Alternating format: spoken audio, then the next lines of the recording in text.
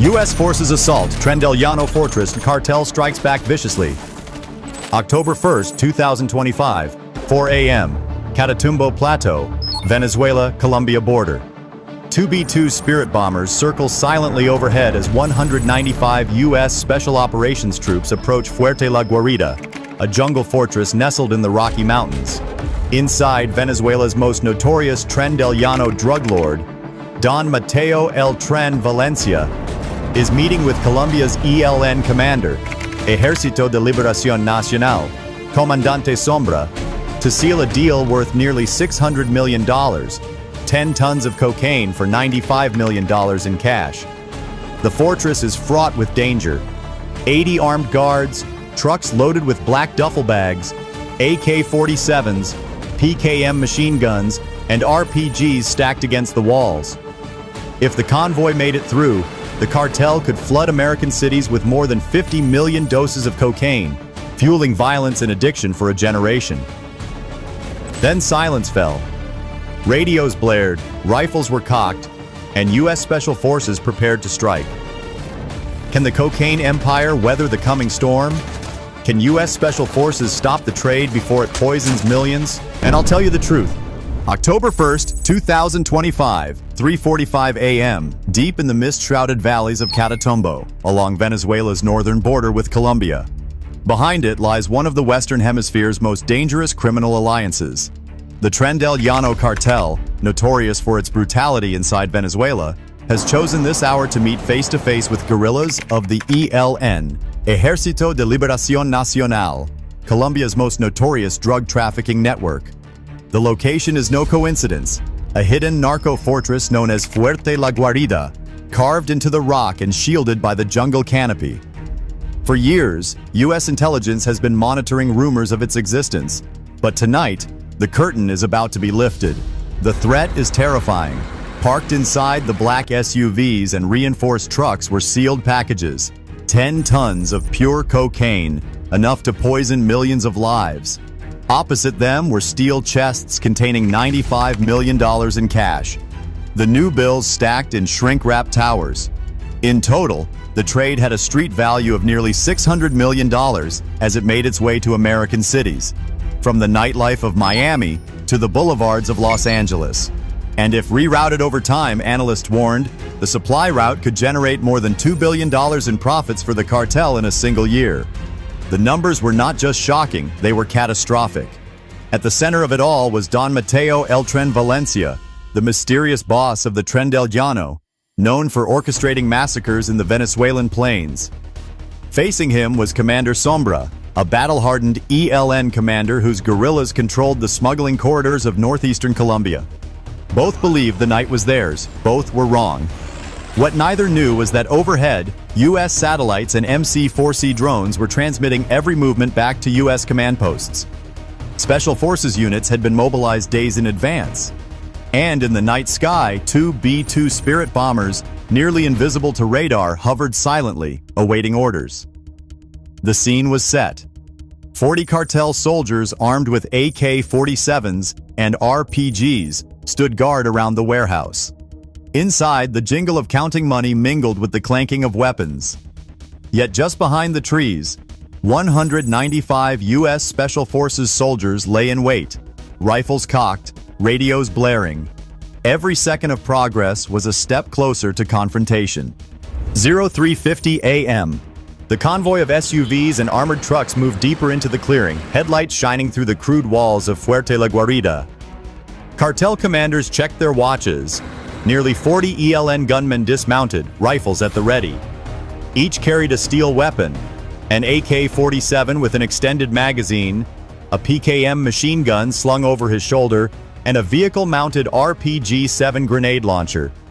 This was no simple exchange. It was a fortress on wheels. What none of them realized was that they were entering a black box, meticulously designed days in advance. For nearly a week, USMC-4C reconnaissance drones had mapped every road into the complex. Infrared sensors counted not only people, but also the precise heat signature of the cargo.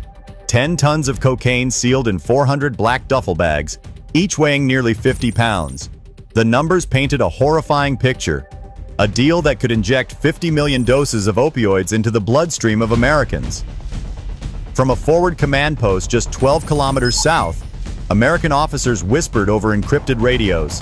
The plan was brutal but simple: surround, attack, and suffocate. On the ground, 195 Special Forces soldiers moved like shadows through the trees, divided into 4 teams. 2 sniper units crawled up the slope overlooking the clearing, their sights glowing red. And medics prepared 60 first aid kits, ready for the casualties they knew would come. Above them, the sky was alive. An MC-4C Sentinel drone painted laser markers on each truck. Much higher, 2 B-2 Spirit bombers circled silently at 28,000 feet, carrying precision weapons capable of leveling entire blocks in seconds.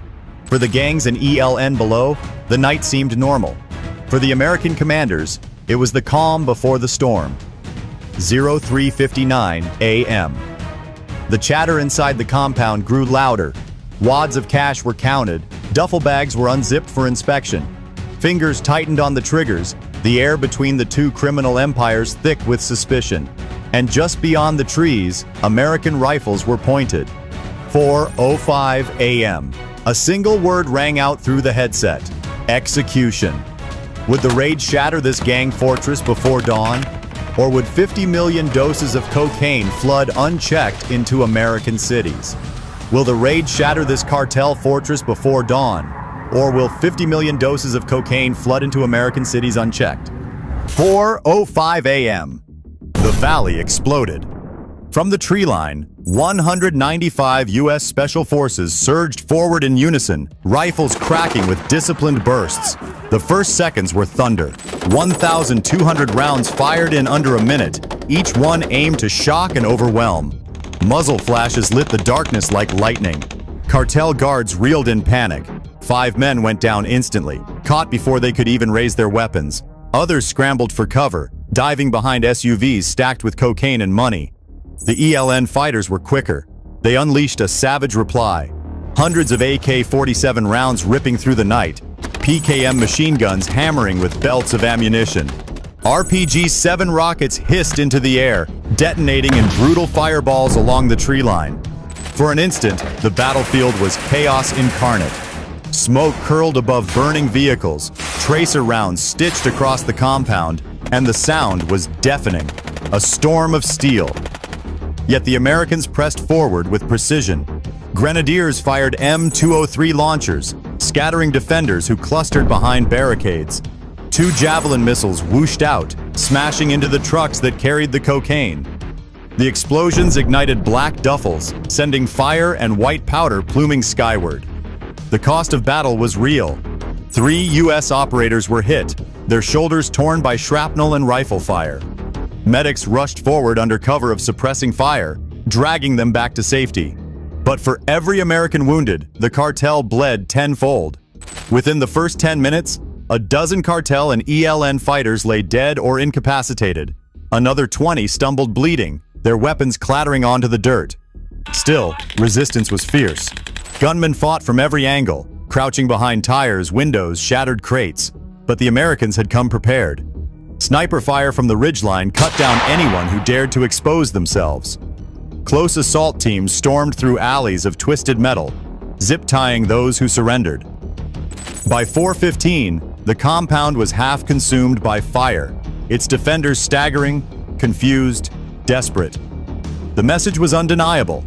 The cartel's fortress was cracking under the weight of precision and overwhelming force. What minutes earlier had been an empire of guns, drugs, and cash was now a battlefield of smoke and broken bodies. Yet the night was not finished. Higher above, the silent wings of 2 B-2 bombers still circled, waiting for the order that would erase what remained of Fuerte La Guarida forever. You think the battle is finished? Stay with us. What happens next will leave you stunned. 4:20 a.m. The gunfire below began to taper, but the battle was far from finished. While Special Forces pressed deeper into the burning compound, overhead, 2 black silhouettes glided silently across the stratosphere. The B-2 Spirit bombers, America's $2.1 billion war machines, had been circling at 28,000 feet, unseen, unheard, waiting for the command.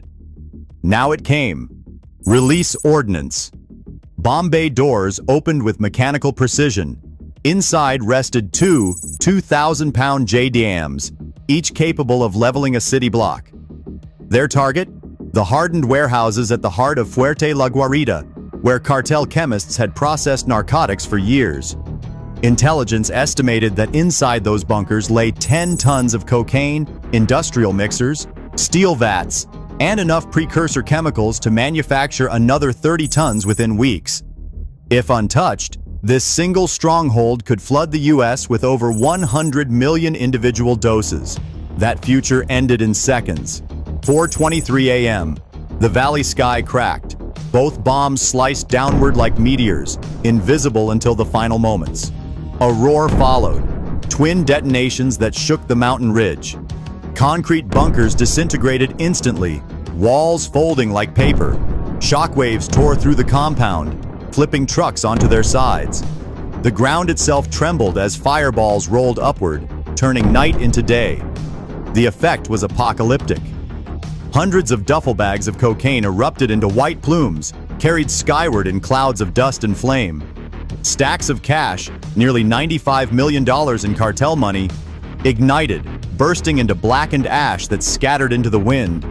Cartel survivors, stunned and terrified, collapsed to their knees as their empire vanished before their eyes. From the ridge, U.S. soldiers stared as the stronghold they had stalked for months ceased to exist in less than a minute. The operation was precise yet devastating. The blast radius confined to the compound, sparing villages nearby. Still, the valley carried the sound of liberation. By 4:30 a.m., the once invincible base was nothing but smoldering craters and twisted steel. For Trendel Llano and their ELN partners, the illusion of power was gone. For U.S. commanders, the message was clear. No fortress, no cartel, no insurgent alliance was beyond reach. And for the men on the ground, it was only the beginning. The survivors still had to be hunted, bound, and brought to justice. 4:45 a.m. The battlefield was silent at last. Where once stood the pride of the Trendel Llano cartel, only smoke and scorched ruins remained. U.S. Special Forces moved through the wreckage methodically, flashlights cutting across shattered walls and collapsed bunkers. Every figure was checked, every survivor restrained. By the end of the sweep, the numbers spoke louder than the gunfire. 12 cartel and ELN fighters lay dead, their weapons scattered across the dirt. Another 20 were pulled out wounded, treated on site before being zip-tied and flown out under heavy guard. Most shocking of all, 12 high-value operatives were captured alive, including lieutenants tied directly to massacres across Venezuela and Colombia. Among them was Don Mateo El Tren Valencia, the elusive boss who had ruled the plains with blood and cocaine. His surrender was more than a tactical win. It was the collapse of a shadow empire. The seizures were staggering. U.S. teams cataloged the destruction. 10 metric tons of cocaine neutralized, worth nearly $600 million on American streets. $95 million in cash incinerated before it could finance bribes, weapons, or more production. Analysts estimated the combined loss in destroyed product, cash, and future revenue at nearly $2 billion. For a cartel that had thrived on brutality and greed, the financial hemorrhage was crippling. American casualties were not ignored. 3 U.S. operators wounded stood as solemn reminders of the price paid. Their injuries tended even as victory was declared. Yet their sacrifice had ensured that millions of potential doses would never reach the veins and streets of American cities. One medic whispered what many thought: "Better our blood here than their poison back home." By 5 a.m., helicopters thundered overhead, carrying prisoners, evidence, and wounded soldiers to secure facilities. Behind them, the blackened crater of Fuerte La Guarida smoldered like a grave marker, a symbol etched into the mountains. No cartel stronghold was beyond reach. For the people of Catatumbo, long trapped under the shadow of narco-violence, the blasts were more than explosions. They were the sound of release, the sound of liberation. And for Americans watching thousands of miles away, the lesson was undeniable. When left unchecked, a single deal between cartels and guerrillas could poison millions, but when confronted with resolve, even the mightiest criminal empires fall in a single night. By dawn on October 1st, 2025, the mountains of Catatumbo bore witness to history. What began as a secret transaction between two of the hemisphere's most feared criminal networks, Tren del Llano and the ELN, ended in fire, smoke, and total collapse. In less than 2 hours, a fortress that once churned out poison for the world was erased from the map. The numbers remain staggering. 10 tons of cocaine, enough for 50 million doses, never reached American streets. $95 million in hard cash, intended to fuel bribes and weapons, burned into ash before it could corrupt another official. And the blow to cartel revenue, nearly $2 billion in projected profit wiped out in a single night, marked not just a setback, but a collapse. Their empire was reduced to rubble, their leaders shackled, their reputation shattered. For U.S. forces, the price was real. 3 Special Forces operators wounded, carried out on stretchers, were reminders of the risk borne by those who fight in the shadows. Yet their sacrifice ensured that countless families in the United States would never feel the sting of drugs destined for their communities. It was a victory not just for America's military, but for every parent, every neighborhood, every life spared. And for the people of Venezuela and Colombia, long terrorized by cartel violence, the echoes of the B-2 strikes carried a different meaning. The sound of liberation, the proof that even the strongest criminal fortresses can fall. The lesson is clear. No matter how remote, how fortified, or how ruthless, no cartel is beyond reach. But the fight is not over.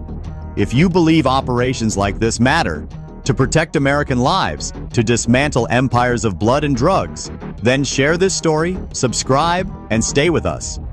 Because battles like these are fought in silence, and it is our duty to bring them into the light. If you found this story powerful, please subscribe and share it. Your support helps us bring more untold battles to light.